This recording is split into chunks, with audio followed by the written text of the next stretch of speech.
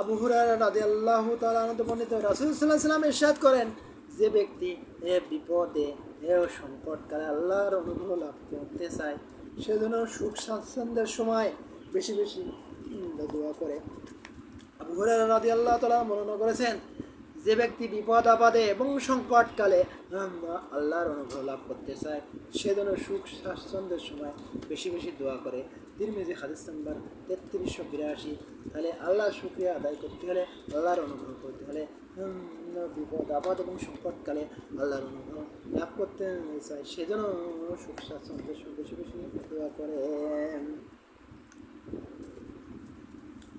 আবু হুরায়রা রাদিয়াল্লাহু তাআলা বলেন, রাসূল সাল্লাল্লাহু আলাইহি ওয়াসাল্লাম বলেছেন, আল্লাহ যাকে সম্পদ দান করেছেন অথচ সেই সম্পদ যদি সে যাকাত দেয়নি, কিয়ামতের দিন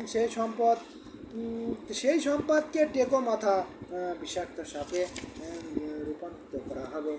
তার দু চোখে দুটো কালো বিন্দু থাকবে, মানে সাপের দু চোখে দুটো কালো বিন্দু থাকবে। কিয়ামতের দিন ওই সাপ গলায় পেঁচিয়ে দেয়া হবে এবং দু চোয়াল কামড়ে ধরে বলতে থাকবে, আমি তোমার সম্পদ, আমি তোমার সঞ্চিত ধন।